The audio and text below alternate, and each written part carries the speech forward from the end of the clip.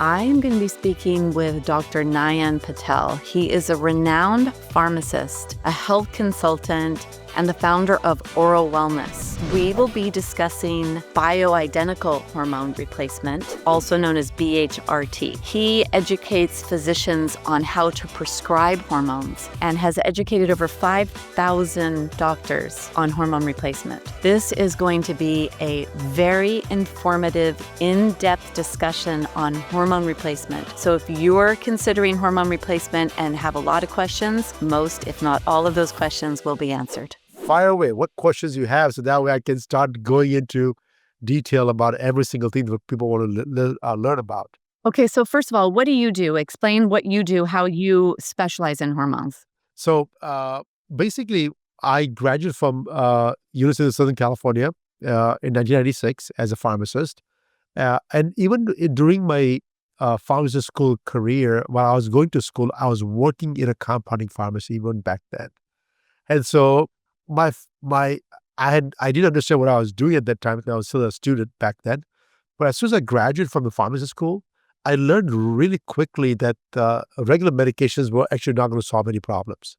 They were going to manage people's problems, but they're not going to solve any problems. So about a year and a half later, I quit my job, worked in a local chain pharmacy. I said, I can't do this anymore. I opened my own compounding pharmacy in East LA. And so that's why I've started my career. And of course, it's very difficult because that's not the demographics I was ready to serve yet. But, it's one of those things that when you're so passionate about helping people, the people flock no matter where you are. And so my goal was to find a solution for people with medication. And the best avenue I had was to customize medications for people's needs. So I started my career 1997. Opened the pharmacy up and started helping people making medication choices using compound medications. Can I ask you a question? Compound medications, are those pharmaceuticals? Are those herbals? Are those a combination of both? It's a combination of everything. So the thing is, medication themselves may not be bad. It's the way it's delivered to your body sometimes, right? Because if you think about it, some pills only comes in like two different strengths. What if you need something in between? Well, you can't cut into pill into half. We can do this, you can do that. But in reality is people don't have time to be so precise. So compound pharmacy go ahead and gets you the precise dose for your particular need, for your particular body type, body size, and things like that. So it could be pharmaceuticals, could be nutraceuticals, could be a combination of both. And in some cases, some of the older medications that are off patent, they're no longer available because there's no money to be made on the pharmaceutical side. So they don't make it anymore. Okay, so it's customized. Now, you said pharmaceuticals and nutraceuticals. Are nutraceuticals herbal based or what are those? It could be herbal based, could be just straight on vitamins. But it's all about trying to get to do the right thing for the right people with the right dosage form. It's one thing is to give you magnesium, but the thing that you really want to find out is how can I get inside my cells? And do I take a pill? Do I take a powder liquid? Do I take a shot of it? Whatever that is, right? So our job is trying to figure out where do you want to go and how best we can get there without affecting any other part of the body. That's really interesting. It's taking this career as a trained pharmacist that just has a specific training, and then you become specialized and you use a deeper intelligence and your experience on all of these factors. Like, I don't think I realized that that's what a compounding pharmacist is. And I think that that's amazing. It's so customized. It is so customized. And it took me years to try to figure out, because you do one thing and you think this, you solve the problem for one person, and you may never see a same person like this ever again. And so you have to reinvent yourself every single day, maybe twice a day, maybe 10 times a day. And even today's date, as a compounding pharmacist, I still have a compounding pharmacy. I do customized medications even today's date, and we serve anywhere from 100, 200 patients per day. Wow. A day. So it's a lot of work, lot of hours, a lot of research that goes even behind today's date as well. When we see prescriptions coming to us and say, hey, I have this patient, this is the problem they have. Can you make something for them? And so sure enough, let's figure out what to do. And where is the problem? How do we get there? Do we go through skin? Do we go through injections? Do we go through oral mouth, suppositories? Figure the route out, and then what best way to make the medication correctly so it can be satisfied those needs. Okay, so I specialize in bone health, so I definitely want to get a lot of information. Like that's kind of the lens that we're going to go at, or even menopause and bone health. And you actually go around the world educating physicians on how to prescribe hormones to women. That's right. So about 10 years ago, I stopped prescribing for each individual patients because it was just getting too much taxing on my time, and I was more effective if I can train a physician. If a doctor knows how to do it, then one doctor can see 15, 20 patients per day. And so I had a major impact by taking care of the physicians themselves than to go to one patient at a time. And so I changed in a sense that I personally, I devote all my time to help doctors get to where they want to be. And over the years, I've trained well over 5,000 physicians all over the United States. I even today's date, we still have roughly about 200 plus all doctors in my inner circle where they can call upon me anytime, and you can book a time with me to go over patient cases. And so that's what I do right now is to train doctors. Uh, Training patients is just this gets too difficult if I can train the doctor first. Easier for Okay, so in the bone health world, in the functional medicine world, BHRT, bioidentical hormone replacement, is the first course of action for many of the physicians with their patients with bone health. So, can you explain to us the hormones that are being prescribed, why they're prescribed, what's prescribed? And yeah, let's start there. So there's three things we can do. One is we can stimulate the body to produce new bones. Two, we can reduce the body from erosion of your bones. Or three, if the bones are not gonna, if the bones are bones as the best they can be, how can I build the muscle mass around the bones so that in adversity it doesn't crack on you, right? So there's three things we can do. All three things can be affected by hormone replacement therapy. And so estrogens at a dose, particularly estradiol, at the doses between 60 to 110 has shown in clinical trials that level of hormones is effective to prevent from osteoporosis. So that's a good one, right? So that we need to have estrogens from stopping the body from breaking down the bones. Now, progesterone has osteoblast activity, so being progesterone on board can also help you rebuild new bones. So both of them as a combination is a great thing to have. Stop the erosion, help produce new bones. But let's see if both of them are the best they can. Testosterone help increase the muscle mass around the bone so that a bone, even if it's not strong enough, it can withhold a lot of pressure, or withstand a lot of pressure before it cracks up open for you. So yeah, all three hormones are very critical in making sure that the bones are taking care of it. But again, that's just the hormones, right? The main thing you need is the nutrients because bone is so many nutrients inside, goes inside. Okay, so estrogen's building, progesterone is stopping bone breakdown, and testosterone is building or supporting muscle tissue, which is then in turn going to support building bones. That's right. Okay. Um, so how are they prescribed? How do we figure out the dosing when it comes to the prescription? So you know what? All the clinical trials that have been done so far, they've only done trials on estrogens only, unfortunately. So that's the only thing we can go by today is to what levels of estrogen do we want to achieve to have the best performance from not just the bone health, but also for heart health and mental health. And so we have to make sure the estradiol levels are in proper range, and we usually measure the blood for that ranges and the levels between 60 to 110. Uh, Based on that estradiol levels, we know how much progesterone we need and how much testosterone we need. Now, testosterone in women is not approved by FDA for women health. And so the only way they can get testosterone is through compounding pharmacies and the doctor prescribing those testosterone at low dosages. Again, it's not been approved, so it's unfortunately the compounding pharmacy is the only one to make it, and they can make it a low dose or a high dose. More is not better. And I tell this all the time to people. Just because a little bit is good for you, more is not going to be better for you. Sometimes the body, if you give too much of a good thing, it has to process that good thing and try to figure out what to do with it. So giving the right amount is that critical to making sure the body doesn't have to work any extra harder. I'd rather give a little less than a little more. Because a little less is the body's deprived, but it's not working overly hard. With more than what your body needs, it's working overly hard, and whatever you give them may not be sufficient in the first place because now the body has overworked. And so I tend to prescribe low doses of hormones to my customers. Well, I tell my doctors to do that, but never go overboard.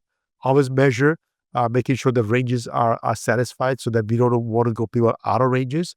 But if the ranges are low and they're not, then they may get the benefit of the symptoms, but they're not going to get the full benefit of the hormones.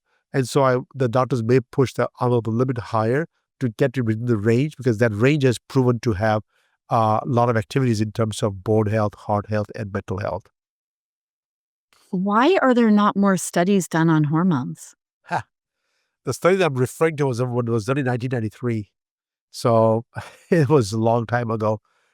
Since then, there were 2 studies being done. And the study, they thought it's going to come out really good. It was a multi-center, massive study. It's called the Women's Health Initiative. And that study kind of backfired them because they used the wrong medicine. They did not use human identical estrogens. It was already FDA approved. Instead, they use horse's urine estrogen. And they use a synthetic form of progesterone, not a natural human progesterone, even though they're both been FDA approved. FDA has approved both the bioidentical hormones and the synthetic ones. But for the study, they chose a synthetic hormone to study on instead of the natural hormone that has been FDA approved also. And so that was unfortunate. I wish they choose the other hormone. At least we'll have good data today to talk about. But they chose the wrong hormone, and because of that, they had. I mean, the interesting part about that study was that 98% of the women had no problem whatsoever. But the 2% of the women that did have problem had a lot more cases of breast cancer, heart disease, and so of course the researchers got scared, and then they stopped the study. They put the press release out there that, hey, hormones are cancer-causing agents, so she stopped taking it altogether completely. Right? There's 2 things that was wrong with it. One, they choose the wrong hormones. The second, the hormones were all given orally. Our body does not produce the hormones in the stomach. Our body produces hormones in the ovaries or the testes in the men, right? And so we want to make sure that the hormones are endogenously produced. So whatever we can do to stimulate endogenous production of hormones is more critical than taking it by mouth orally, because that doesn't reflect where the hormone is supposed to be. And of course, if it's in the wrong part of the body is going to react to it, right? Everything is in order. Every single thing that every body has is in the right place at the right time, right? If you see an eye, something's coming on your elbows, guess what?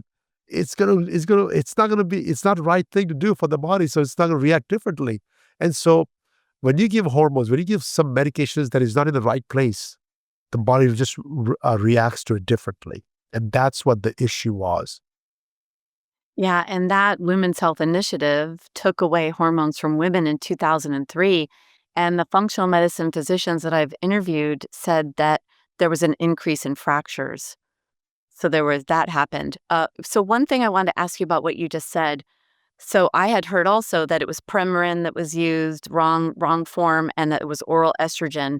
But we do take progesterone orally when we're on BHRT, right? Yeah. So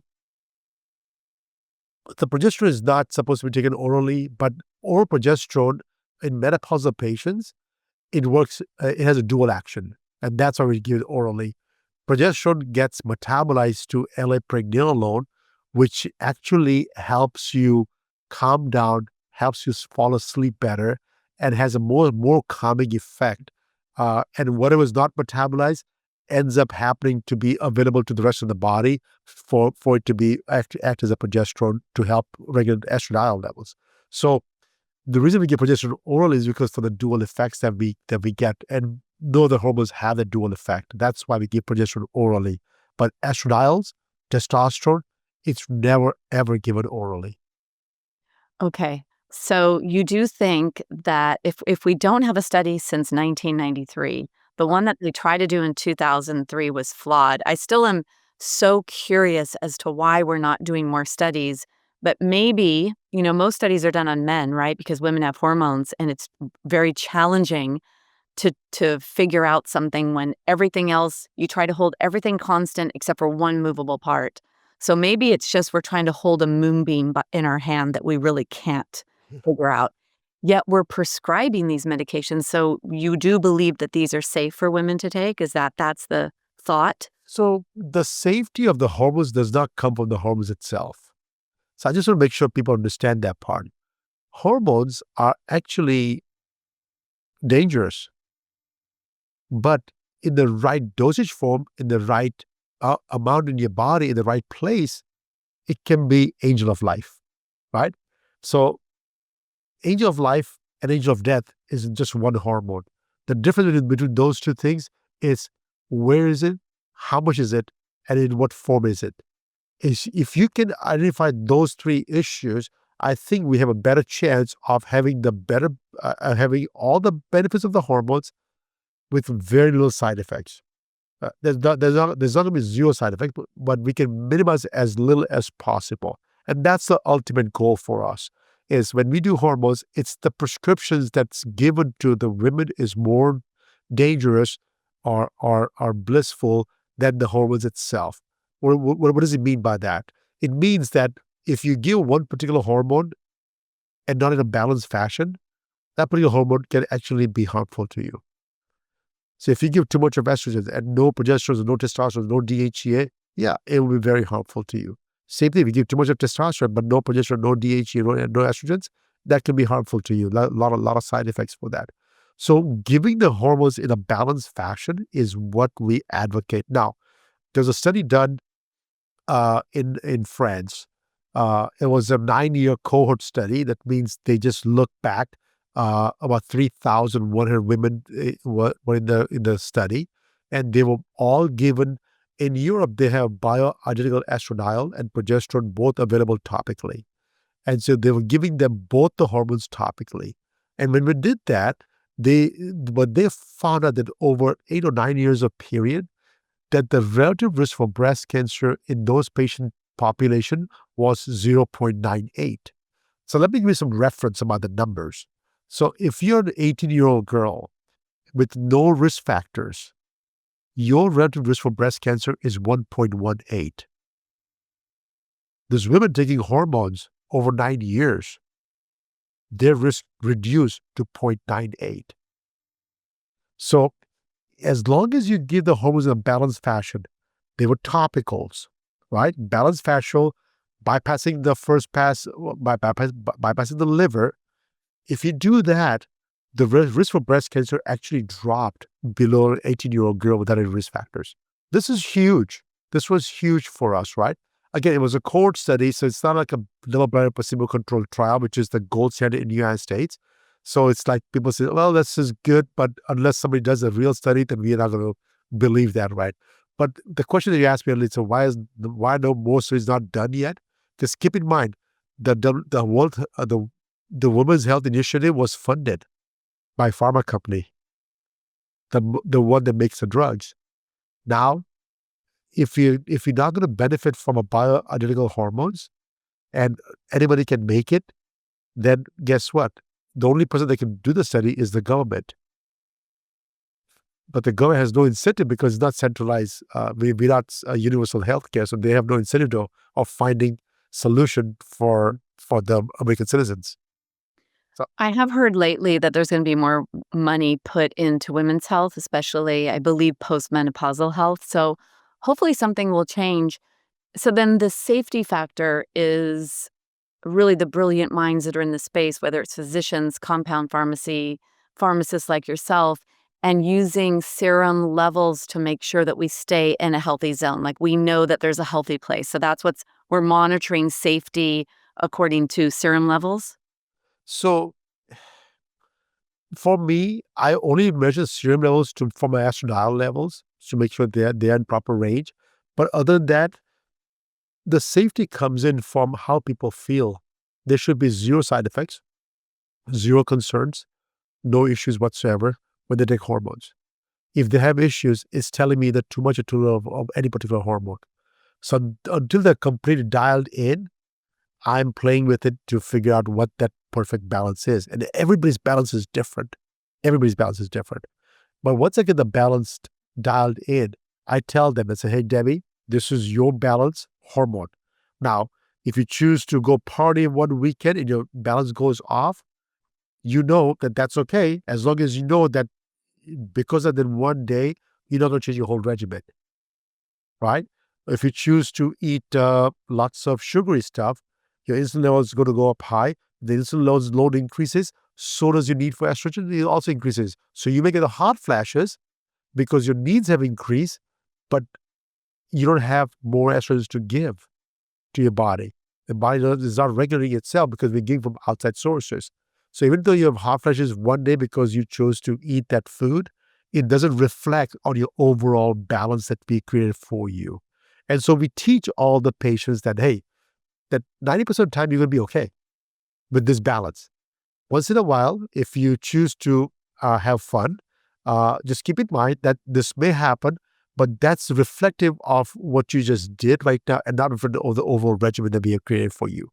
And so first few times they just got to have fun. And after some time they say, you know what, I don't have to do that. I want to feel good all the time. So then they change the behavior, which is, I mean, it's okay. It's not the best thing because I like to have variations in my life. I don't want to be the same monotonous person every single day. But that's just the nature of who we are, right? And so I do train people to making sure that balance is created and is felt, and the blood test is just a confirmatory. It is not what we treat the blood test. We don't treat the blood test. We treat people.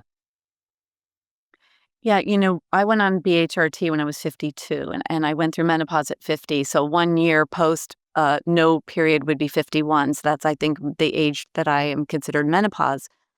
And when I met my doctor, I was feeling like I would be burned at the stake if we lived in those times. I definitely felt a lot of symptoms from going through menopause.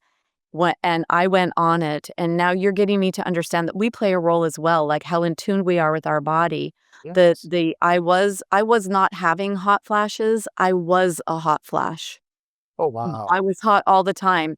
And I'm sure, of course, I had probably dietary things I needed to figure out. I was probably drinking too much alcohol. So I definitely was doing some things there as well. But you're bringing up a really good point that we are in tune with our body. Those of us that are in tune, we can feel like if I do drink, and maybe I'm not sure if it happens as much now being on BHRT, but when you drink, because your liver metabolizes estrogens, you're going to feel hot flashes more readily. Like maybe the minute you start drinking, you're going to feel hot.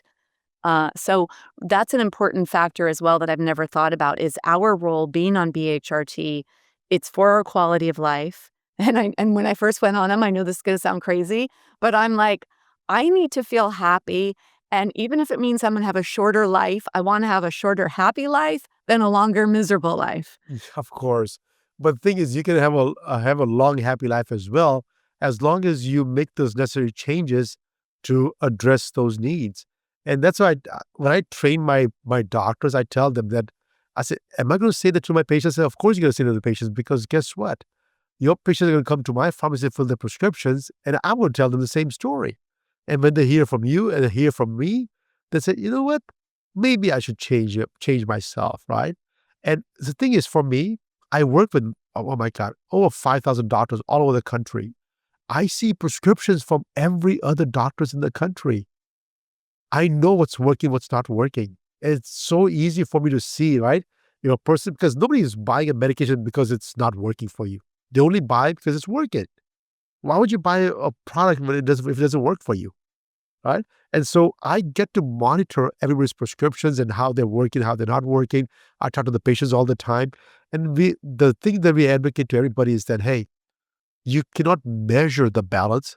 You have to feel the balance. And once you feel the balance and you know how good you feel, there's no blood test or saliva test or urine test in the world that's going to tell me this is the perfect scenario for Debbie. No, it's not. It's how you feel. Yeah, that's important. And that's why I think you're the perfect person to discuss this with us, because there's so many questions around this topic. Now, because they say that estrogen is bone protective. So do we know that are there some studies that shows that there's protection when you're on BHRT for bone health? Yes, again, that's a trial that was done because they wanted to find out at what dose. It's not that just because you take estrogen, it's going to be protective. It has to be a certain dose. If it's not high enough, then it doesn't do anything for you. And so the dose they found out was between 60 to 110 in the blood levels to have any cardiovascular bone health protection or even mental health protection. Okay, I gotta look at my thing, 60 to 110, because I just had my function lab done with all these markers. I'm gonna look, and I am on BHRT, so I think I'm gonna look at that.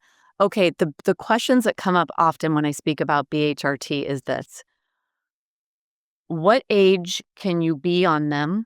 Okay. What happens if you're 75 and you've been in menopause for 25 years, can you do it? Can you do it at 60? So what about age? Does age play a role here, or period of time without natural hormones in your body post menopause? So let's talk about all the different scenarios right now. Uh, the first time you can take hormones is as early as maybe a month or two into your first bleeding. Could be 8, could be 10, could be 15. You can take hormones, which is just to regulate your cycles, right? If you're a young girl like that, needing hormones to regulate your cycles, without using birth control pills, of course, uh, you may have to take progesterone only for maybe 2 months, 3 months. And once your pituitary remembers what normal feels like you can take away the hormones and you'll be fine. And then you go on for decade plus, right? Without having any hormonal issues. So what we call this is PMS area, right? PMS ages, right? So you're having monthly cycles. It's just not perfect yet. You give the body some balancing hormones, and the body says, okay, this is how it's supposed to feel. If I don't feel that, guess what? The body will try to produce more hormones on its own. The body is very adaptive, very, very adaptive. So you got to be in tune with the body to make sure that they understand how good should feel like it. And so that's when you first start taking the hormones. Uh, let's say in your 20s or 30s, right? It's the same hormone. And now you're at middle age, you are still cycling every month, and you can still take the hormones. But this time, you have a lot more estrogens, a lot more testosterone, and not enough progesterone. And so all you do is just try to balance off what you don't have enough of it. And so if you can balance it off, then you feel good. Now, once you hit menopause, the body's not producing any hormones. All the hormones have been produced by adrenal glands, which is there to maintain your stress.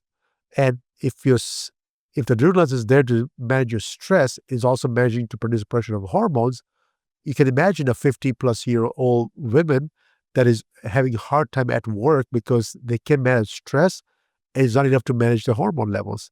And it become very difficult time for women in that particular time is if they're doing multiple things. And so it's very crucial for them to quickly get on hormone replacement therapy done correctly, give a chance to adrenal gland to relax a little bit so it's able to better manage your stress. Now, let's say you don't take any hormones. You don't take any hormones for 10 years. So you were menopause at 52, now you're 62, and you don't take any hormones. If you do start the hormones right now, it might be too good for you. Because what happens is that when you start hormones after a long period of time, which is 10 to 15 years after you stop making the hormones yourself, there are studies done that the first year of doing hormone replacement therapy is actually has more incidence of DVTs or strokes because it becomes too good for your blood circulation. And when it becomes too good, it can dislodge a clot if there's any in your whole body. And so the first year is actually not good for you. So if you can survive the first year, then the year 2, 3, 4 is actually cardioprotective because the hormone itself is so good, it becomes so efficient that sometimes if you have some clots in the past that is getting dislodged now, then you have a problem with it. And so the way we help the patient, the doctors, we tell them to do is that the first year, if they are not taking any hormones for 10 years plus, the first year, go the lowest dose possible on estrogen, enough to control the symptoms, but do not go too high to 60 to 110 ranges. That's too high for range, right? Just go bare enough so no hot flashes, no night sweats, they have no mood swings, they have good libido, everything else is done correctly, they're feeling good, keep it that way. After 1 year, go knock yourself out. Go for the high doses that necessary for this person to have better bone health, better heart health, better mental health. And so it's just the first year. And I think there were 2 or 3 trials done that way. And all of them show the same exact results. If you have menopause in 50 and you come to me at 75, it's the same story. I would go very low dose on the first year for estrogens. After 1 year, I will probably slowly raise it up to what the body actually needs. Okay, so it is possible for a 75-year-old, 25 years post-menopause, to go on hormones. First year, you've got to be careful, really low on the estrogens. Of course, doing this with a physician, and you're educating them all on that. So we're Yeah. in Well, good hands. what if you're 90? Would you take hormones? Well, I get this call all the time from doctors. I said, hey, yeah, she's 90 now, so should I stop her hormones? I said, the only reason you're talking like this is because you have not felt what happened when you're 90 and you're feeling so good, and somebody's telling you, okay, now we're gonna take off all your hormones away from you. It does not work that way, right? If they're feeling good, I understand that they have a problem and they have some hormone issues at this age, and they may be working against their body. I understand that portion. Take it away from them. But if they're feeling good, they're feeling fantastic, why would you take hormones away from them just because they're 90? So that doesn't make sense either. So I just want to make people understand that age has nothing to do with this thing. It's all about, is it working for you or not? If it's working for you, we can continue doing this thing. If it's not working for you, we can try to arrange it, adjust it for it does work for you. And if it all fails, then you have a choice, either to drop it or continue pursuing further experiments. Okay, so we're saying that it is good. It's good for bones, brain, and heart. Yes. And it's really important that you pay attention to the first year if you've been post-menopause for more than 10 years. Yes. Okay, so that's good.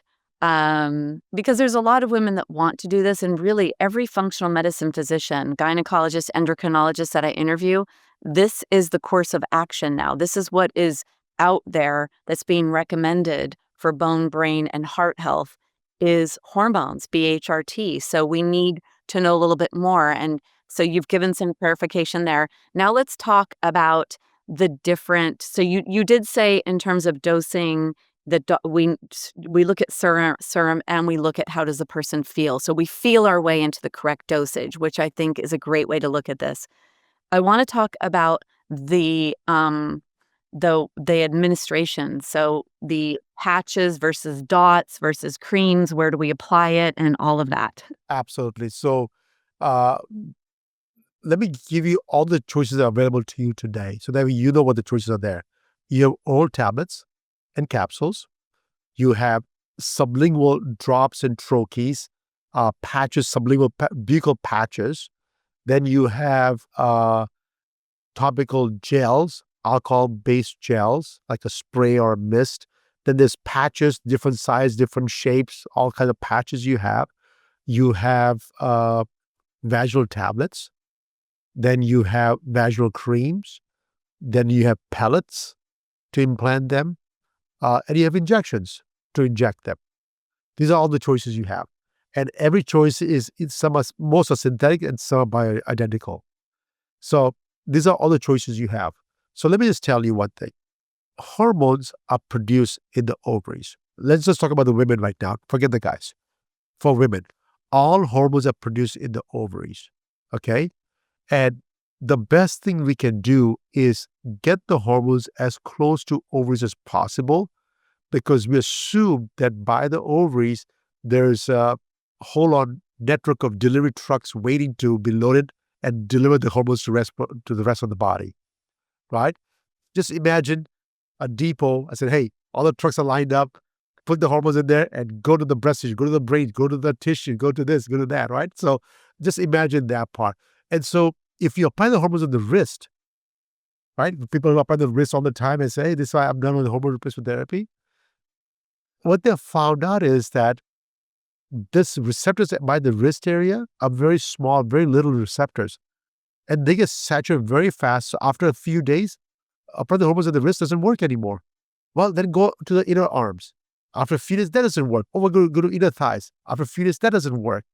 And so, keep on rotating the sites over and over again. So, in my pea brain, I forget things. So I don't know where to apply. And so I've been doing this for a long time. I've been doing this for 25, 30 years now. So I've learned a couple of things. And one thing that was the most profound thing that I learned was from Dr. Jonathan Wright. He was the guy that wrote the first BHRT prescriptions in the United States back in the mid-70s. He retired right now, but he came to speak at one of my events back in the early 2000s. And he said that if you apply the hormones to the inner labia, make sure there's no alcohol in the product, otherwise burn it, is as close to ovaries as possible. You have the best results. Plus, it's up under the mucosal membrane, so you get the best absorption, and you never have to change the site again. And so since then, I had about 2 or 3 doctors. I had like 90 or 100 doctors attending that day, my event. And about 2 doctors decided to say, you know what? I'm going to try that. Those 2 doctors are the most successful doctors in Southern California today. They have over 4,000 patients and very, very, very thriving practice because it just worked, right? So over the last 15 years, I recommend this to everybody. If you're doing hormone replacement therapy, the best thing you can do is to apply to the inner labia, make the volume small enough. Please care about the ladies. They don't have a lot of surface area. So make it highly concentrated, make it like a drop of cream that you apply to the inner labia and it's done. Don't put it in 1 gram because it's too messy. People are not going to do it for long periods of time. And by doing so, I have patients that for 15 years apply the same spot day after day, month after month, year after year, and never had to change the spot again. And so that's what we recommend for most of the hormones, especially the estrogens and the testosterones. Those are the most critical ones. The progesterones, we have given them oral progesterones in menopausal patients because, again, I need them to sleep. Most menopausal patients are having a very hard time sleeping at nighttime. And so I want to bind the GABA receptors in the brain. And instead of giving a sleep aid, I'd rather give the progesterone. Part of the progesterone gets metabolized and goes to the brain. Other part stays progesterone and goes to the ovaries. I get both things at the same time. So that's what I do with the progesterone. DHEA is very different. DHEA is an anabolic steroid, like testosterone, but it has dual properties. DHEA in an athlete works as an anabolic steroids. For you and me, it works as a catabolic or estrogenic steroid. So DHEA can go towards a testosterone route or goes towards the estrogen route. In most human beings, it goes towards the estrogen route, which is completely contrary to what it is in the first place, right? So DHEA is very tricky to prescribe. So what I do is I go very low dose DHEA. Depends on what the symptoms are. If they have brain fog and anything to do with brain issues, memory loss, whatever, I give them oral capsules of DHEA initially for the first 3-4 months. If they have aches and pains all over the body, fatigue issues, then what I'll do is I'll give them DHEA topically to get the same results. And so based on what the problems are, I give DHEA dosage form differently. After 3 or 4 months, it doesn't matter which form you give them. It doesn't really matter. If it doesn't matter, go topical. Go topical if you could. It's much, much better that way. And so that's my DHEA prescription. So I get you. Estrogen, testosterone is topical. Progesterone could be topical or oral. DHEA, oral or topical, eventually will become topical only. But even then, most women prefer to take DHEA capsules by mouth all the time. So I said, okay, it's not hurting that much, so I'm okay with DHEA oral capsules as well. But estrogen, testosterone, I have never prescribed oral hormones to anybody. Now, patches. Patches are bioidentical estradiol. Not all of them, but most of them are, right? That's just one hormone, estradiol. Your body produces estradiol, estriol, and estrone. So sometimes one is okay, 2 is better, right? The third, the estrone holds on to fat tissue. So I stopped prescribing this about 15 plus years ago, so I don't use it anymore. But at least I give you estradiol and estriol combination, and there's no patches like that available.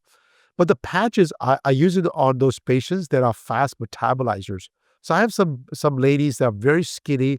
They can eat anything they want to eat, and they just burn everything away, right? They're just such a fast metabolizer. And so for them, I put them on a low dose patches. So there's a baseline estrogen in the body at all times. Not a good thing, but if it's a low enough dose, it's not a bad thing.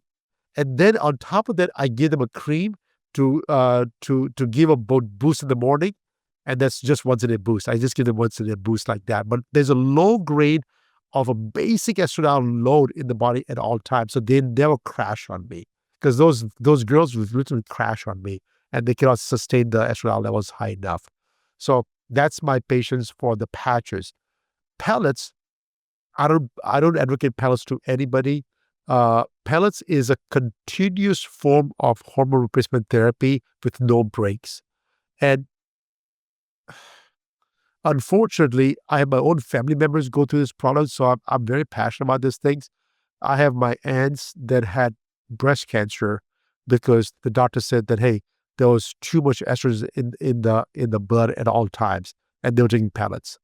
If they develop pellet therapy, the estrogen level never drops. It just stays high all the time. So there's all kinds of problems with it.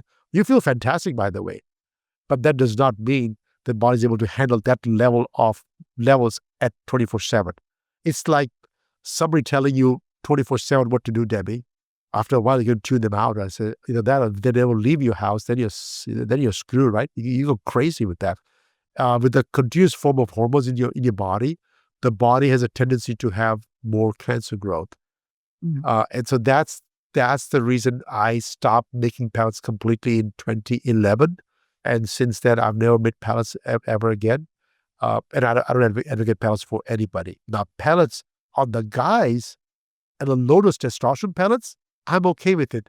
It's FDA approved. There's some trials that have been done at the low dose, and they're okay. But the guys with the low dose said, no, I want to keep it 10 times the dose. I want to bulk up and look big. That's they overdose of testosterone pellets, and that's not a good choice either.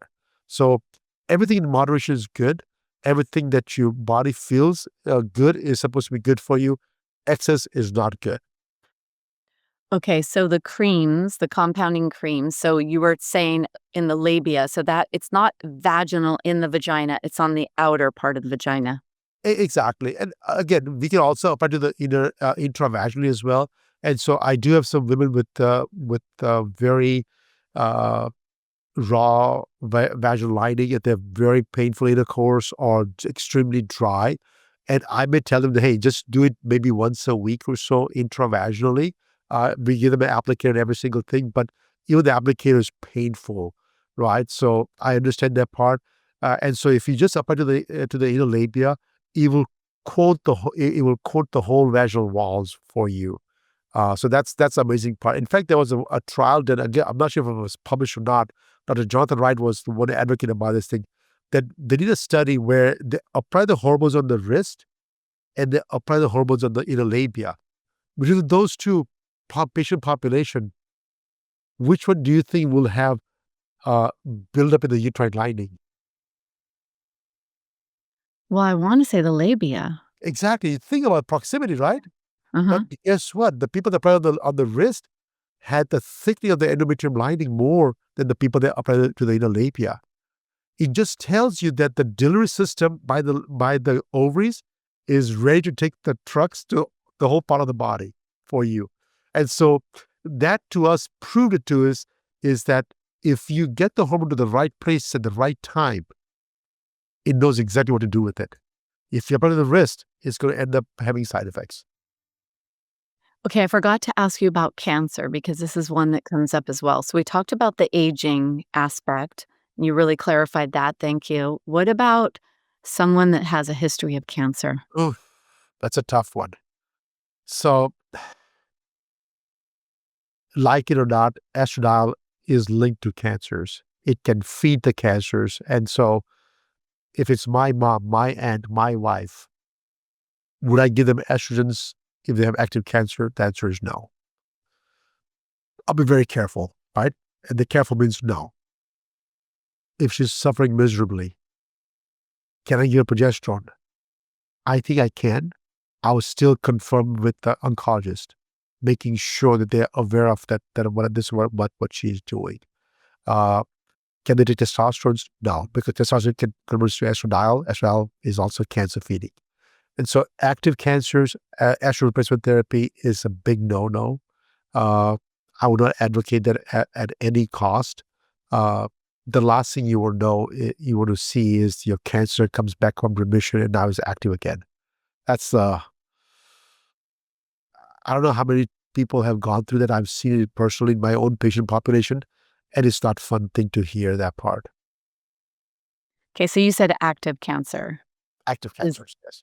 is there 15 years ago you had breast cancer? Is If that it's more than 10 years, if it's more than 10 years, then I would definitely do low dose topical versions, balanced form by all means. Nothing, they will never take estrogen unopposed to progesterone ever. okay? Yeah, you've given so much great advice. Because I get asked that about the aging and the ages, and now you've clarified that you could do low dose regardless of how long it's been since menopause. And then cancer, if you had it 10 years or before, yes, but if you're in that 10 years or less range, probably not. Oh, yes. You have no, the thing is, why would you take a chance? I would take a chance. If there's other ways to deal with the symptoms, let's figure those things out, right? I personally would not take a chance for my own wife if she's suffering from that. Uh, but the thing is, I'm not the one suffering, so I had to ask her the same question again. I said, "Would you suffer or would you take the hormones?" And I have no idea what she's going to say. I have absolutely no idea. I hope she asks, "What do you suggest?" And I'll give my opinions at that point. But otherwise, I have no idea what she's going to say. Yeah, it's hard because the cancer medications contribute to osteoporosis. Oh yeah. And so then those ladies, they wanna do what they can, and if they don't wanna go on a bone medication, which a lot of them don't, then and BHRT is what's being suggested and prescribed now, yet they're in a different in a more precarious place. Well, that's the reason why we advocate glutathione as a concurrent therapy for any chemotherapy agents. Again, provided the oncologist agrees to it. Glutathione is one of those products that can quench all the free radicals, excess free radicals from any part of the body and protect the bones, protect the other cells from getting destroyed. Right, and that's your big thing is your glutathione product, which That's I use. And, I was gonna say this, but I didn't think of it. Now I will though, because you spoke about the glutathione. So you mentioned, bypassing the liver when it came to hormones because the liver has a big role here in metabolism, especially of estrogens and the androgens. So this is where the glutathione is gonna come in and be really supportive on the phases of detoxification of the liver, and then that metabolism of the hormones. That's right. But the thing is, even though liver metabolizes all the hormones for you, we don't want it to have the first crack at it. I want it to have the crack after it's been done its job, right? Like once you get to the hormones for the rest of the body and eventually get to the liver will just get rid of it. I say, that's okay. I want the liver to do its job. But if you think about mouth, guess what? The liver first gets rid of everything it could, and what was left over is what gets to the body. The problem with that scenario is that when the liver starts to get rid of it, it just breaks it apart. It doesn't deliver to the kidneys or the intestines. And when you do that part, that job is done by glutathione. And if you don't have enough glutathione in your body, if you age, guess what? It's not doing this job effectively. And that's why oral hormones are not the best choice either, especially for older patients. All right. So what is your recommendation for the majority of women in menopause wanting to protect their bones, their brain, their heart? So my typical plan was what I recommend for everybody is to look at 4 different things. One is estrogens. It's a cornerstone. You have to have estrogens on board to get any sizable benefit that you can ever experience with the hormones. It's the most powerful hormone that the women have. It's not the most abundant one, but it's the most powerful one. The most abundant hormone women have is testosterone. So you got to have testosterone also on board because that's what's going to help protect your heart, your muscle mass, your muscle growth, your tendons, your ligaments, all the aches and pains all over your body, all kinds of things like that. So I prescribe everybody an estrogen combination capsules or also creams, which includes estradiol and estriol combination. The ratio is something that I play with it too. I go with 80% estriol, which is the weaker estrogen, 20% estradiol. And as time goes by, I will change to 50-50. And as time goes by, I may even switch to straight estradiol by itself, which is the most powerful estrogens for any women. Progesterone has to be on board. I cannot give estrogens without having progesterone on board at the same time. I can give progesterone by itself, but I cannot give estrogen by itself ever. And so progesterone has to be, regardless if they have hysterectomy or not, if they don't have a hysterectomy. Natural progesterone is there to counteract all the side effects of estrogens. So that has to be on board. And the last thing I look at is DHEA. And I always combine DHEA with pregnenolone to give them the mental clarity and the mental fog. DHEA topical by itself for aches and pains all over the body. But keep in mind, your hormones, your sex hormones, is only 10% of the total solution. Okay? Let me just sink in that. Sex hormones are only 10% of the total solution. The other 20% is thyroid. So between thyroid and the sex hormones, that's 30% of the total solution. If you look at the pyramid, the bottom of the pyramid, which is 40% of the total solution, is cortisol, stress management. So guess what? There's no pills for that. You got to figure out how you're going to manage your stress. And if you think you can't manage your stress, we can't manage your hormones correctly. Okay? About stress, the next 30% is insulin, your diet. Of course, everybody tells me that I have a very good diet, but when I start digging into it, they have all kinds of things that they do on the weekends or once in a blue moon, which is every other week. There's all kinds of things that they change and do on the diet basis, right? So 70% of the total solution is you have it at your own house. Stress and diet. Physicians, pharmacists, us, we only have 30% of the total solution, which is thyroid and your sex hormones.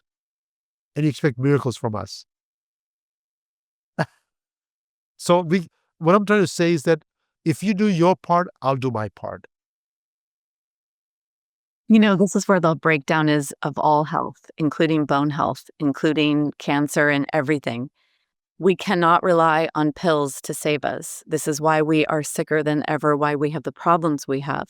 It's a lifestyle approach. It's how you think, how you eat, how you move, Are you sleeping? And when we're talking about the biochemical components of our body, you can supply the thyroid and the hormones, yet all those other factors are lifestyle factors, like you said. And it's so true. That's why my podcast is called Stronger Bones Lifestyle, because it's a lifestyle. My program, my community that I have for women is called Stronger Bones Lifestyle Community, because it is a lifestyle. And I've known that running functional labs, working with women. If I look at gut health, I look at food sensitivities and serum. What did it come down to? Stress. And are you managing your stress? And I honestly don't think that the lack of sleep in menopausal women, I don't think it's just estrogen or loss of hormones. I think it's not managing our thoughts. And I know that for me, I sleep like a baby because I worked on this about 10 years ago, 12 years ago. I realized how valuable my sleep was. And so that is the thing that I covet above all else is my sleep. I don't take things in at night that are going to stimulate me. I'm very conscious of that.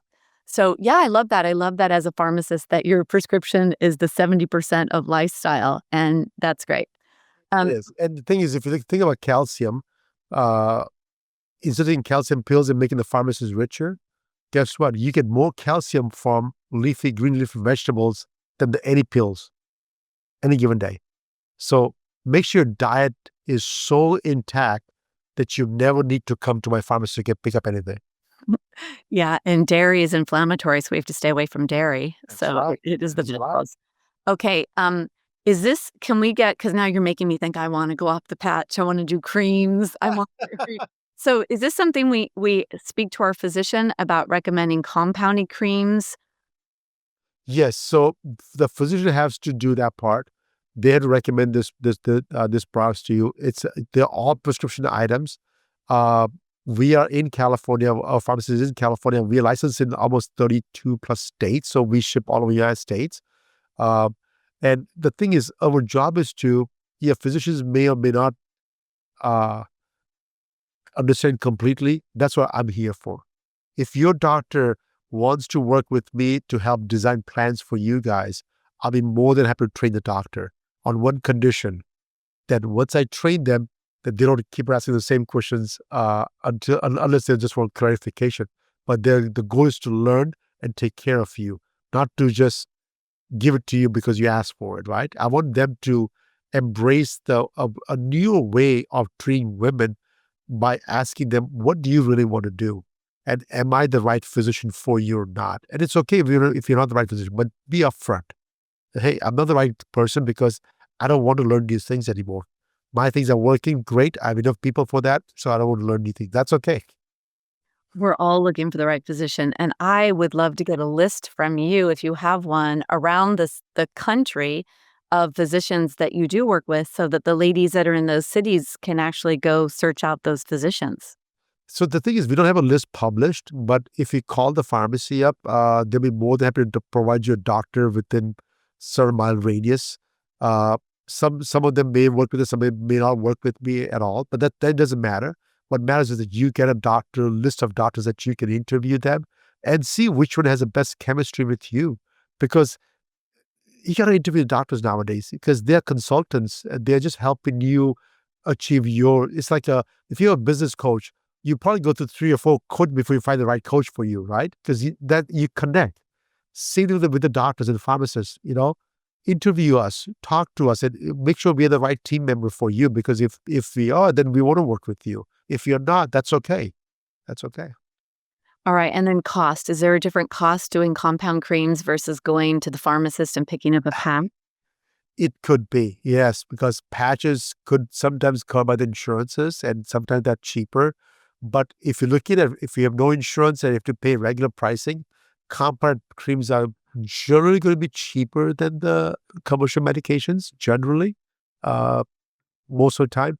As I said, testosterone is not available at all, so testosterone has to be compound anyways. The estrogen creams are not available, so that has to be compound anyways. There are patches available, so it's okay. But yeah, the compound products can become more expensive. And my hope is that once you get stable enough that you can afford to buy 3 months at a time, because if you buy 3 months at a time, the cost is not tripled. The cost is much, much less than that. So you save a lot of money once you get stable enough. All right. Well, thank you so much. This was I learned so much. This was very, very informative. Thank you. Thank you very much. Appreciate it.